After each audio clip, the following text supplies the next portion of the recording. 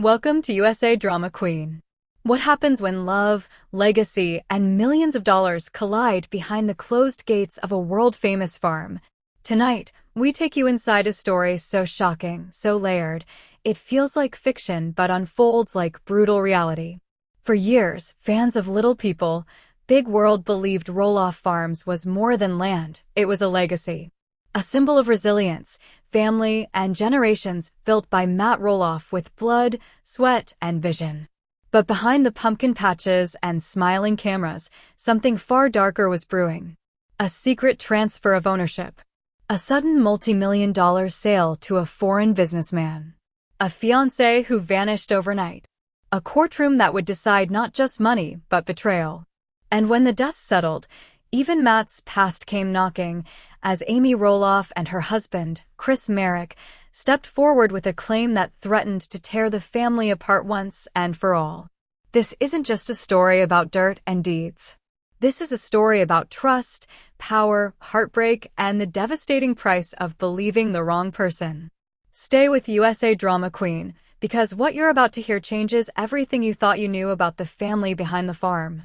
Long before courtrooms, contracts, and allegations of betrayal, Roloff Farms was born from pure, stubborn determination. When Matt Roloff first purchased that sprawling Oregon property decades ago, few believed it could become what it ultimately did. The land was rough, unpolished, and a monumental financial risk. But Matt saw a future where others saw only fields. With relentless work, he transformed it. First into a functioning farm, then a thriving agritourism destination, and finally, the iconic heart of a global television phenomenon. Through Little People, Big World, audiences didn't just watch a show, they watched a homestead grow. They saw children take their first steps on that soil. They witnessed weddings celebrated under its trees and family milestones marked season after season. To Matt, the farm was never just property or a business asset. It was the living, breathing proof of his life's work, a testament to overcoming physical and financial odds to build something that would outlast him. His divorce from Amy Roloff was a public and private earthquake, shaking the very foundation of this carefully constructed world. Yet, in the aftermath, a fragile peace was brokered. Matt retained control of the majority of the farm's operational land and business. Public statements emphasized mutual respect and a shared desire for stability, for the sake of their children and the legacy they'd both contributed to. For years, that balance, however tense, held. The farm continued to operate, the pumpkins were still carved, and the cameras, for the most part, kept rolling. It seemed the storm had passed. But the calm was an illusion. A new storm was forming on the horizon, one that would arrive not with a clash of thunder, but with the quiet, deliberate click of a pen signing a document. Her name was Karen Chandler. She entered Matt's orbit not through romance, but through business. Originally a key employee, Karen managed logistics, finances, and the day-to-day whirlwind that Roloff Farms had become. She was efficient, poised, and indispensable. In the emotionally raw period following his divorce, Matt found in Karen not just a competent manager, but a confidant. She listened. She offered support. She presented herself as a steadying force in a chaotic chapter. Gradually, the professional relationship deepened into a personal one. Friends and associates later noted that Karen's role evolved from employee to partner to, in Matt's eyes, a life partner. When their engagement was announced, it felt, to the public, like a natural next step, a happy ending for Matt after years of personal upheaval. But with that engagement came a monumental shift in dynamics and access. Karen was now intimately involved in every facet of Matt's life and, crucially, his business. She understood the farm's complex financial architecture, its legal standing, its debts, and its most valuable, subdividable parcels of land. This was information known only to a tiny, trusted inner circle. And Matt, believing he had found unwavering loyalty and love, granted her unparalleled access and trust. It was during this period that a pivotal decision was made, one that would later be dissected in legal filings and media reports. Matt Roloff transferred a significant ownership interest in Roloff Farms to Karen Chandler. The exact nature and percentage of this transfer would become a core issue, but the intent, as framed at the time, was one of security and commitment. It was portrayed as a gesture of faith, a blending of assets for a shared future. A promise that they were in this together, building that future on the land Matt loved. To Matt, it was a symbol. To others, in hindsight, it looked like a strategic maneuver. Because unknown to Matt, or so he would later claim, parallel conversations were occurring. Plans were being formulated that had little to do with shared dreams and everything to do with cold, hard valuation. A potential buyer, a businessman with interests far from Oregon's pastoral scenes, was being cultivated. The very land Matt had poured his soul into, the land he believed was now safely held within the bounds of his new partnership, was being appraised not for its sentimental value, but for its multi-million-dollar price tag. The stage was being set not for a wedding, but for a sale.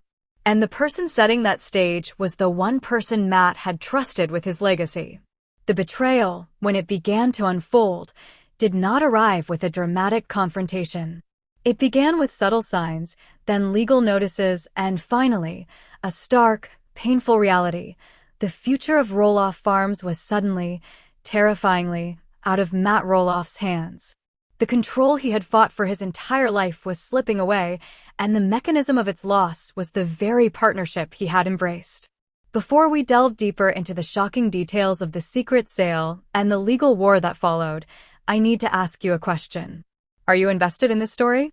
Do you believe in supporting the underdog, the person who built something from nothing only to see it threatened?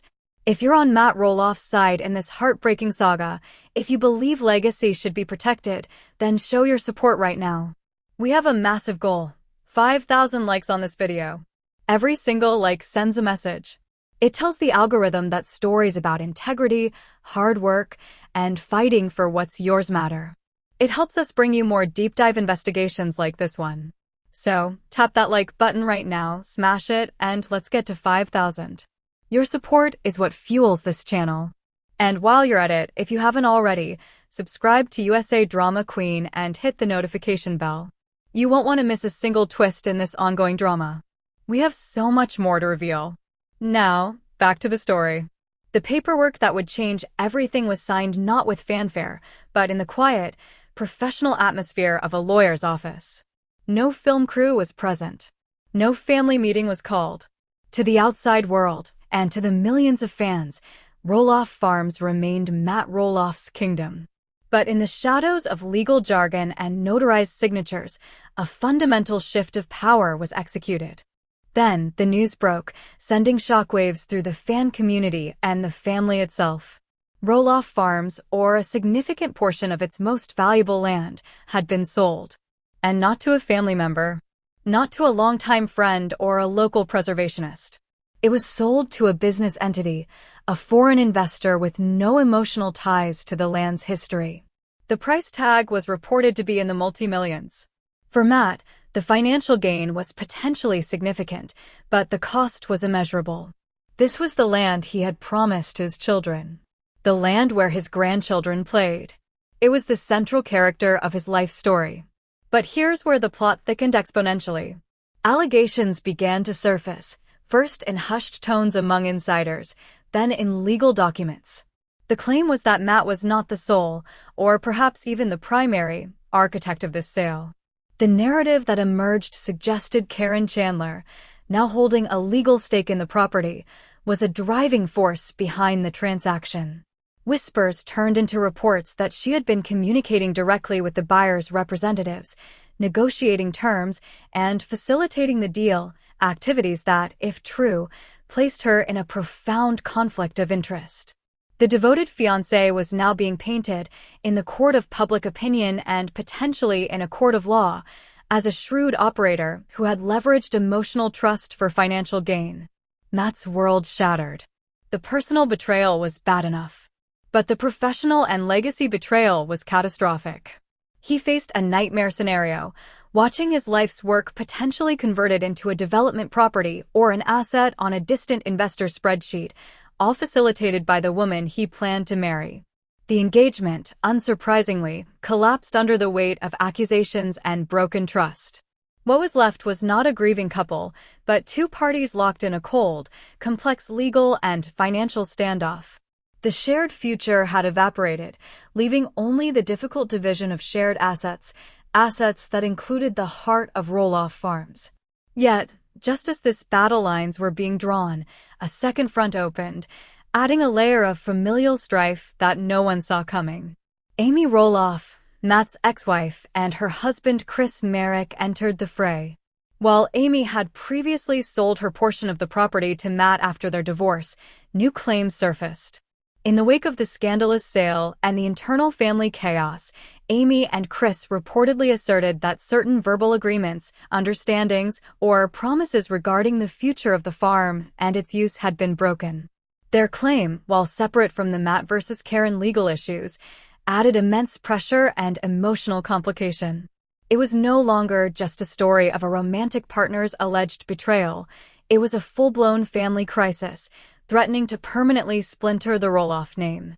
The farm, once a symbol of unity, was now the epicenter of a multi-sided war. The emotional toll on Matt was visible and profound.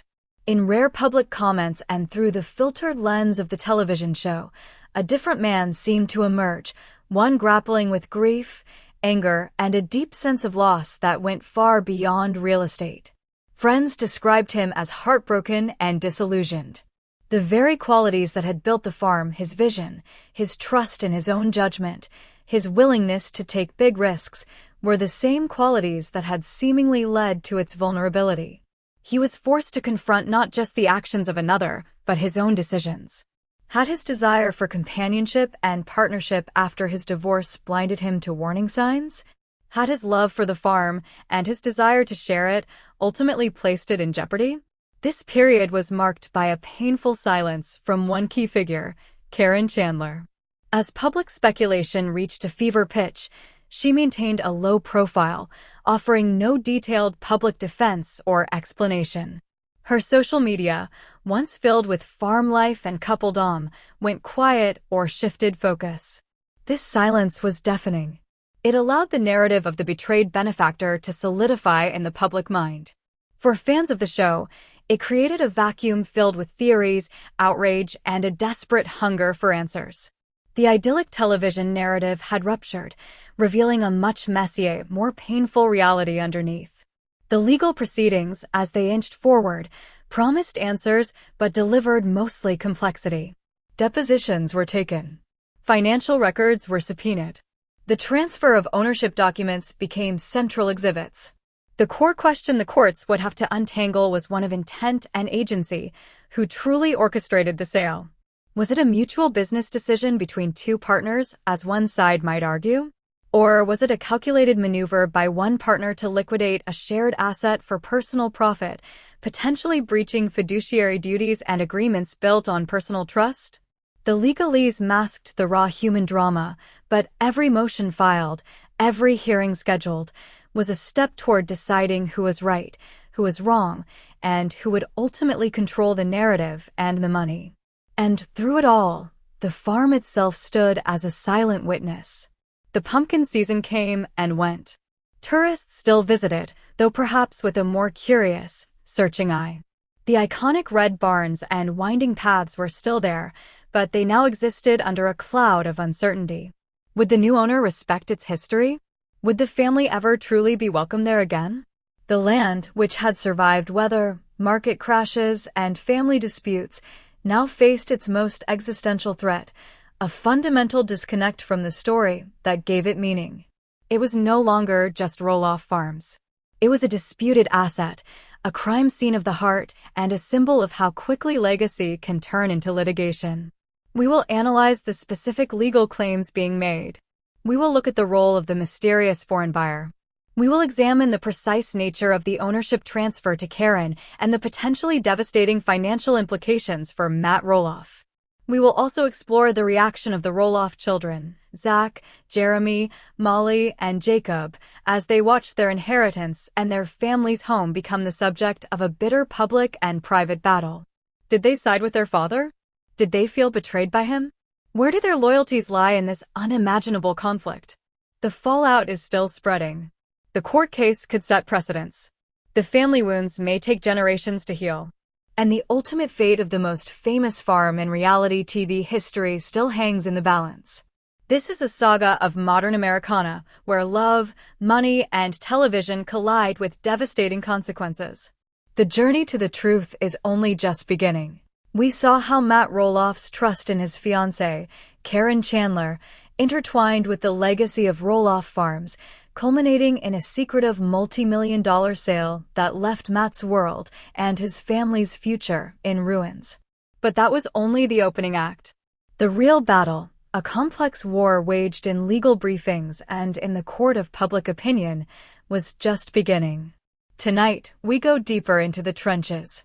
We're examining the cold, hard legal claims, the shocking financial details, and the fracturing of a television family in real time. This is the story of what happens when private promises meet public court filings, and a man is forced to fight not just for his land, but for his very name. With the initial shock of the farm sale settling into a grim reality, the battlefield shifted from the emotional to the forensic. Legal teams were assembled, their first task being to construct competing narratives from the same set of facts. On one side, Matt Roloff's position, as inferred from actions and sparse public comments, was one of victimhood, a man blindsided by a partner's self-interest.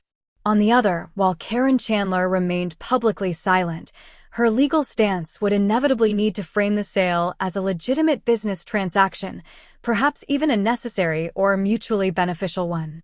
The court documents, once filed, became a treasure trove of revelation and allegation. While specific dollar figures are often redacted or sealed, the scale hinted at was staggering. We're talking about a property valued in the tens of millions, with the sold portion representing a life-changing sum. But the central legal question wasn't just about the sale price, it was about authority and consent. Key to this was the dissection of that critical ownership transfer to Karen. Was it a gift, an advancement on a marital share, or a transfer in consideration for services or future partnership? The characterization of this transfer would determine her legal standing and rights to execute a sale. Allegations likely began to surface in these filings. Claims that could include breach of fiduciary duty, a legal term for violating the trust of a business partner. There might be claims of undue influence, suggesting Matt was emotionally vulnerable and manipulated into the initial transfer. There could be arguments about the specific terms of their personal partnership agreement, if one existed beyond the engagement. Each side's lawyers would be poring over every email, every text message, every financial record from the period leading up to the sale, searching for the smoking gun that proved either calculated deceit or fully informed consent. And then there was the enigmatic figure of the buyer, a foreign businessman, an investor with no sentimental attachment to the Roloff story. His role was pivotal but passive in the personal drama. For him, this was a simple asset acquisition, likely viewed as a valuable piece of American real estate with brand recognition. But his involvement raised immediate practical and emotional concerns for the family and fans. What were his intentions? Would he develop the land, subdivide it, or operate it as a going concern? The uncertainty over the farm's future use added a layer of existential dread to Matt's personal loss. It wasn't just that he no longer owned it, it was that everything he built could be physically erased, the memories literally bulldozed. Amidst this legal maelstrom, the human cost became increasingly visible, most poignantly through the Roloff children. Zach, Jeremy, Molly, and Jacob were not just bystanders, their own histories and futures were tied to that soil. For years, a central, unresolved tension on Little People, Big World had been the farm succession plan.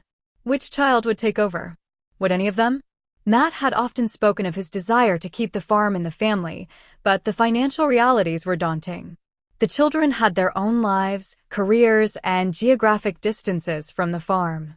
This sale, however, especially under these controversial circumstances, effectively slammed the door on that generational dream.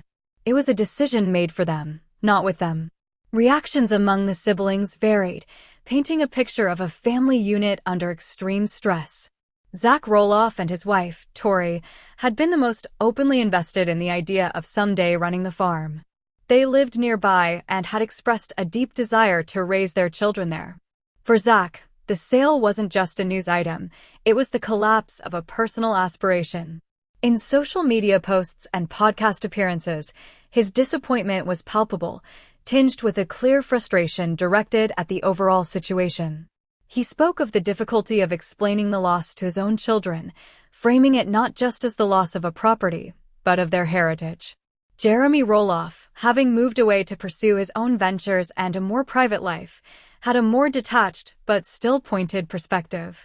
He often spoke in philosophical terms about legacy, choice, and the burdens of family business. The sale likely confirmed his decision to step away from the farm's orbit, but it also represented a finality, a severing of a tangible connection to his childhood. His commentary often seemed aimed at the broader lessons about boundaries and business, perhaps indirectly critiquing the enmeshment of family and assets that had led to the current crisis. Molly Roloff, the most private of the siblings, remained largely silent, her distance from the public drama being a choice in itself. Jacob Roloff, long critical of the reality TV machine and its impact on his family, likely saw the sale as the toxic, logical endpoint of a system that commodified personal life. For him, the farm was already lost to the pressures of fame and commerce. This legal battle was just the final, ugly paperwork. The divergence in the children's reactions created new fault lines. While they may have universally